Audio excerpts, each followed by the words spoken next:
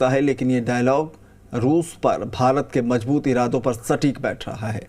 कल हमने आपको प्रधानमंत्री नरेंद्र मोदी और अमेरिका के राष्ट्रपति जो बाइडेन की मीटिंग दिखाई थी, लेकिन आज हम आपको ये बताने जा रहे हैं कि पीएम मोदी ने रूस पर अमेरिका की बोलती बंद कर दी और उस मीटिंग के तुरंत बाद प्रधानमंत्री मोदी ने पाकिस्तान के नए प्रधानमंत्री को आतंकवाद पर आईना दिखाया। आज आपको अमेरिका गए विदेश मंत्री एस जयशंकर का भी जवाब सुनना चाहिए, जिनकी चर्चा पूरी दुनिया में हो रही है।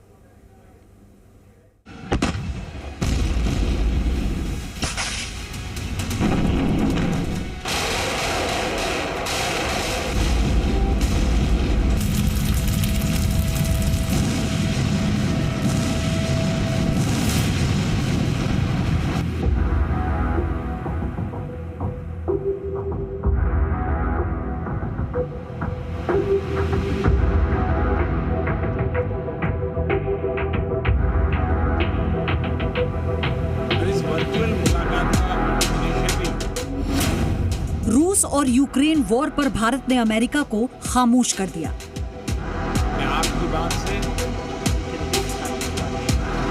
नेचुरल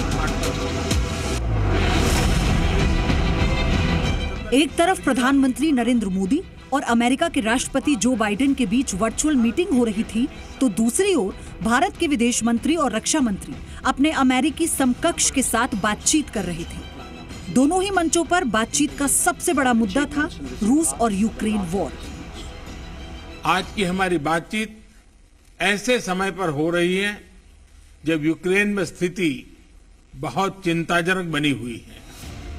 पीएम मोदी और जो बाइडेन के बीच बातचीत भारतीय समय के मुताबिक रात 8:55 पर शुरू हुई। बातचीत की पहल भी बाइडेन ने की थी और शुरुआत भी उन्होंने ही की। ये बातचीत ऐसे समय में हो रही थी जब भारत को लेकर अमेरिका की तरफ से लगातार धमकी भरे बयान आ रहे थे। ऐसा लग रहा था कि जो बाइडेन पीएम मोदी के सामने अमेरिका और रूस में से एक विकल्प चुनने का प्रस्ताव रखेंगे, लेकिन हुआ ठीक इसके उल्टा। On that note, I want to welcome India's humanitarian support for the people of Ukraine who are suffering a horrific assault, including a tragic shelling on a train station last week that killed dozens of innocent children and women and civilians attempting to flee the violence.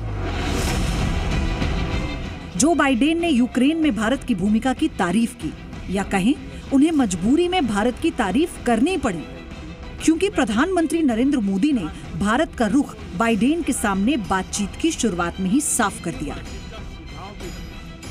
इस पूरे घटनाक्रम के दौरान मैंने Ukraine और रूस दोनों के राष्ट्रपतियों से कई बार फोन पर बातचीत की। मैंने न सिर्फ शांति की अपील की, बल्कि मैंने राष्ट्रपति पुतिन को यूक्रेन के राष्ट्रपति के साथ सीधी बातचीत का सुझाव भी रखा। सूत्रों के मुताबिक जो बाइडेन इस बातचीत के जरिए चाहते थे कि वो रूस के खिलाफ भारत का समर्थन हासिल करें, लेकिन पीएम मोदी के मिजाज को देखते हुए वो खुलकर ऐसा नहीं कर सके और भारतीय मदद की तारीफ कर दी। यानी आप कह सकते हैं कि प्रधानमंत्री नरेंद्र मोदी के आगे जो बाइडेन की बोलती बंद हो गई। प्रधानमंत्री मोदी ने यूक्रेन के मुद्दे पर बिल्कुल कोई भी अपना डिफेंसिव इसमें नहीं लिया, अप्रोच नहीं लिया, कोई अपॉलोजेटिक अप्रोच नहीं लिया जो हम ने कुछ गलत कर रहे हैं और जो पूरी दुनिया कर रही है उसके हम कुछ विपरीत कर रहे हैं तो हमको कुछ एक्सप्लेन करने की ज़रूरत है, हमको कुछ बताने की ज़रूरत है। उन्होंने बहुत ही कॉन्फिडेंटली, बहुत ही फर्मली जो भारत की पोजीशन है, जो भारत का स्टैंड है यूक्रेन के ऊपर, उसको सामने रखा। पीएम मोदी ने बाइडेन से बातचीत में बूचा नरसंहार पर भी चिंता जाहिर की और ये भी बताया कि वॉर के दौरान भारत ने कैसे यूक्रेन की मदद की है।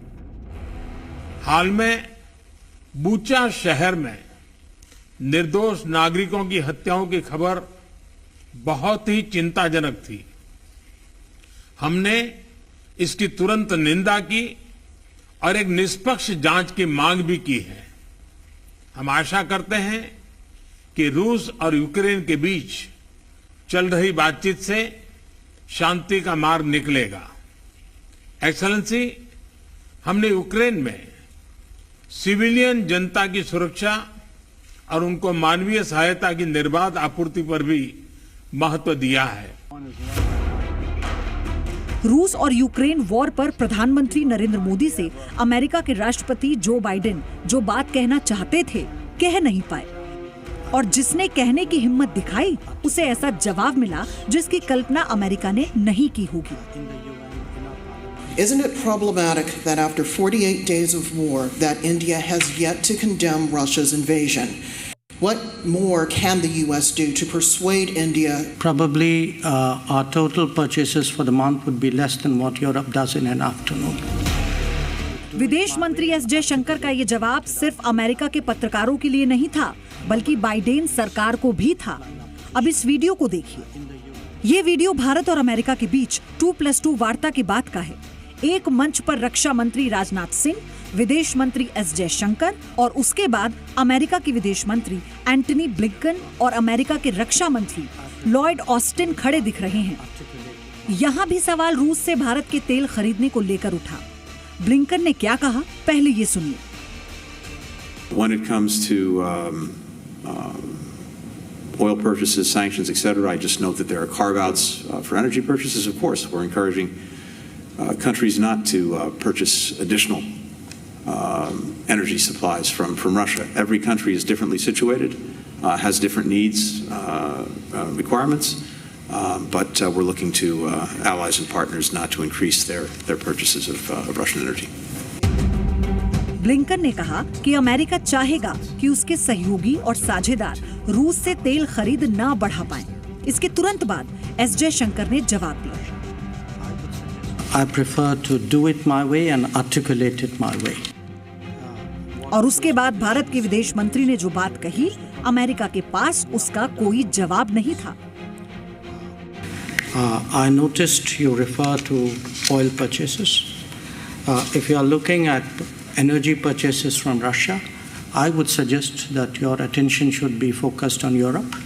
We do buy some energy which is necessary for our energy security, but I suspect looking at the figures, probably our total purchases for the month would be less than what Europe does in an afternoon.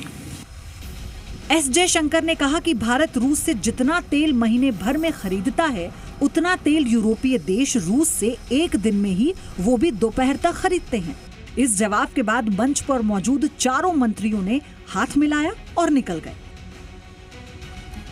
सोमवार की बैठक के बाद America अच्छी तरह समझ चुका है कि भारत रूस को लेकर किसी तरह के दबाव में नहीं आने वाला।